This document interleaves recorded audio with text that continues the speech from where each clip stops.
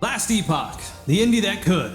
They're not promising any crazy innovation or revolution here, but they are promising thoughtful, steady evolution of their game. Uh-oh. So it comes to this, huh?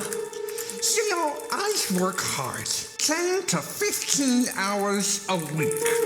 Remotely, of course. I donated $20 back in 2020.